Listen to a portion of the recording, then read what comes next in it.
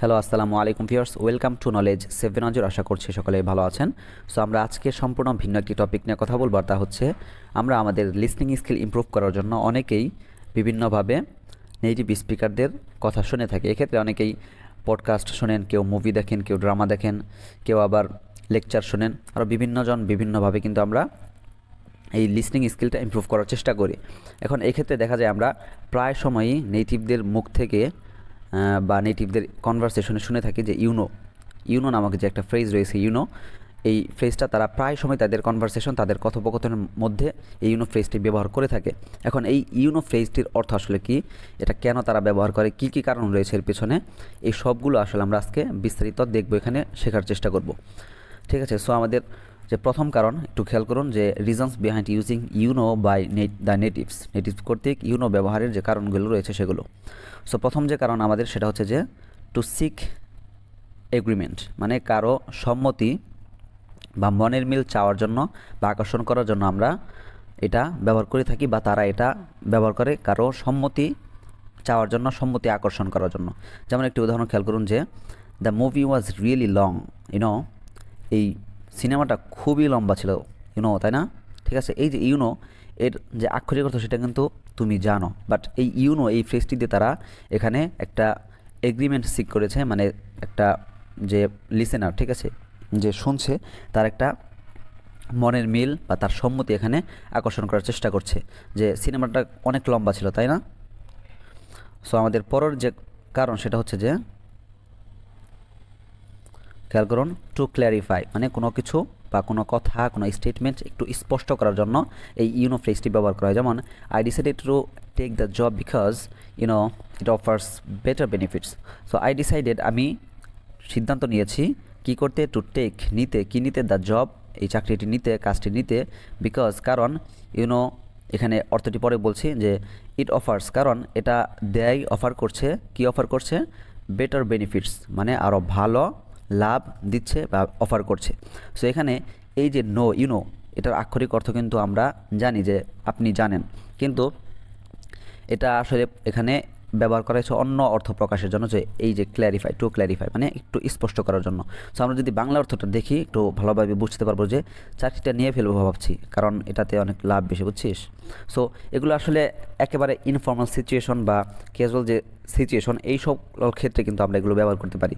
আর এটাকে এই formal writing বা ফর্মাল কনভারসেশনে কিন্তু মানে স্ট্যান্ডার্ড মনে করা হয় না। যখন আপনি আপনার বন্ধুর সাথে কথা বলছেন, আপনার ফ্যামিলি মেম্বার্সদের সাথে কথা বলছেন, ঠিক আছে, খুবই ইনফর্মাল সিচুয়েশন, সেক্ষেত্রে আপনি মাঝখানে ব্যবহার করতে পারেন যে আপনি যে কথাটা বলছেন সেটা একটু স্পষ্ট করার জন্য। I decided to take the job, it offers better benefits, চাকরিটা নিয়ে ফেলবো কারণ এটাতে অনেক লাভ বেশি, বুঝছিস? ঠিক আছে, এই যে আমিও একেবারে অনুপাতটা ঠিক সেভাবেই বললাম, আমরা যেভাবে আমরা আমাদের কথার মধ্যে ব্যবহার করতে পারি। ঠিক আছে, আমাদের পরবর্তী যে কারণ সেটা হচ্ছে যে খেয়াল করুন to pause or to seek attention, এখানে একটা বিরতি নেওয়ার জন্য, পজ নেওয়ার জন্য, অর টু সিক অ্যাটেনশন, কারো মনোযোগ আকর্ষণের জন্য, মনোযোগ চাওয়ার জন্য কী করা হয়, এই ব্যবহার ফ্রেজটি ব্যবহার করা হয়। দেখুন উদাহরণ খেয়াল করুন যে I was going to the store and I saw an elephant there. So আমি কী করছিলাম, আই ওয়াজ গোয়িং, আমি যাচ্ছিলাম, টু দ্য স্টোর, দোকানের দিকে যাচ্ছিলাম, এবং এখানে অর্থটি অনুবাদে আমরা দেখব অ্যান্ড আই স, আমি দেখলাম, অ্যান এলিফ্যান্ট দেয়ার, তখন সেখানে একটা আমি হাতি দেখলাম। সো এখানে খেয়াল করুন যে যদি একটি পজ নির্দেশ করে, তাহলে কি হবে যে আমি দোকানে যাইতেছিলাম, তখন একটা হাতি দেখছি ওইখানে, ঠিক আছে, আমি দোকানে যাইতেছিলাম, তখন একটা হাতি দেখছি ওইখানে, ঠিক আছে। এই যে আপনি একটা মাঝখানে পজ নিলেন, ঠিক আছে, অনেক সময় দেখা যায় ব্যবহার করা হয়, আপনি একটা কথা বলছেন, কথার মধ্যে অনেক সময় আমরা একটা শব্দ করি যে ঠিক আছে, এই শব্দের জন্য অনেক সময় তারা ব্যবহার করে, মানে একটা কথা বলছেন, পরবর্তীতে কি বলতে হবে বা আপনি কি বলতে চাচ্ছেন সেটা অনেক সময় আমাদের মাথায় খুব দ্রুত আসে না, তখন এই যে সমস্ত এই নয়েজ মানুষ যে করে, এই সমস্ত নয়েজের ফিলার হিসেবে, এই পরিপূরক হিসেবে তারা ব্যবহার করে, ঠিক আছে। এই কারণে দেখা গেছে এই এখানে ব্যবহার করা হয়েছে। আর যদি অ্যাটেনশনটা খেয়াল করি আমরা, যে জানিস আমি দোকানে যাইতেছিলাম, তখন একটা হাতি দেখেছি ওইখানে, বা হাতি দেখছি ওইখানে, এখানে এই যে জানিস, এই অংশটুকু আমি ব্যবহার করলাম কেন, এই জানিস বলে আমি এই যে কথাটি আমি বলছি সেটা কিন্তু আমি এই লিসেনারের একটা অ্যাটেনশন সিক করলাম, যে জানিস তখন তার একটা মনোযোগ আকর্ষণ করে আমি বললাম যে দোকানে যাইতেছিলাম, তখন একটা হাতি দেখছি ওইখানে। এই কারণে দেখা গেছে এই ইউনো এখানে একটা মনোযোগ আকর্ষণের জন্য ব্যবহার হয়েছে।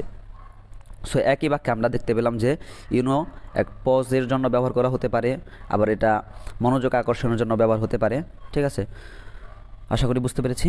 সো আমাদের পরবর্তী বাক্য হচ্ছে যে, পরবর্তী যে কারণ সেটা হচ্ছে যে টু সফটেন স্টেটমেন্টস, কোনো বিবৃতি বা কোনো কথা একটু নরমভাবে উপস্থাপনের জন্য কী করা হয়, ইউনো ব্যবহার করা হয়। যেমন আমরা উদাহরণ দেখছি যে he is not the easiest person to work with, সে মানে অনেক সহজ নয়, খুব একটা সহজ ব্যক্তি নয় টু ওয়ার্ক উইথ, তার সাথে কাজ করার ক্ষেত্রে, তার সাথে কাজ করার জন্য ইউনো, তাই না? ঠিক আছে, এখন এই দেখুন এই যে প্রথমে কী করা তার ব্যাপারে একটা সমালোচনা করা হলো যে সে অতটাও সহজ ব্যক্তি না, অতটাও ভালো ব্যক্তি নয় যে তার সাথে কাজ করা যাবে, মানে সে তার সাথে কাজ করার মতো ব্যক্তি নয়। এই যে একটা কথা বলা হলো, একটা সমালোচনা করলো, একটা স্টেটমেন্ট দেওয়া হলো। ঠিক আছে, এই কথাটা যদি আপনি একটু নরমভাবে উপস্থাপন করতে চান তখন কী করতে হবে, শেষে একটা ইউনো আপনি ব্যবহার করতে পারেন। এক্ষেত্রে দেখা গেছে যে এই যে আমরা উদাহরণটি দেখছি যে ওর সাথে কাজ করা অতটা সহজ না রে ভাই। ঠিক আছে, এই দেখুন ওর সাথে কাজ করা অতটা সহজ নয়, একটা সরাসরি স্টেটমেন্ট, বাট এটাকে আপনি যখন বাংলায় একটু নরম করে বলছেন যে ওর সাথে কাজ করা অতটাও সহজ না রে ভাই। ঠিক আছে, এই যে একটু নরম করলেন, ঠিক আছে কথাটা, এটাই ইংরেজরা কী করে, ইউনো ব্যবহার করে তাদের কথাটাকে একটু নরম করে। যদি অবশ্যই তাদের অ্যাকসেন্ট থাকে, তাদের একটা সুরভঙ্গিমা থাকে, যে সুরভঙ্গিমার মাধ্যমে তারা তাদের কথাকে একটু নরম করে থাকে, তারপরে ওই ইউনো এটা ব্যবহার করেও তারা তাদের কথাকে একটু নরম করেছে। সো এই ছিল 4টি কারণ, যে 4টি কারণে ইংরেজরা এই ইউনো ফ্রেজটি ব্যবহার করে। আরও বিভিন্ন কারণ হতে পারে।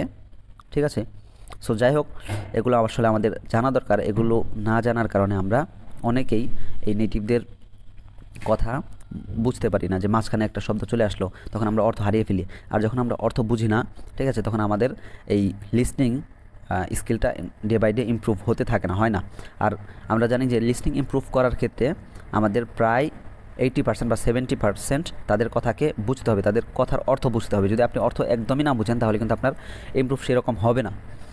সো এই ধরনের ক্লাস যদি আপনারা আরও চান তাহলে কমেন্টে জানাবেন, তাহলে পরে আরও ক্লাস এই রিলেটেড বানাবো। সো সকলে ভালো থাকবেন, ফি আমানিল্লাহ।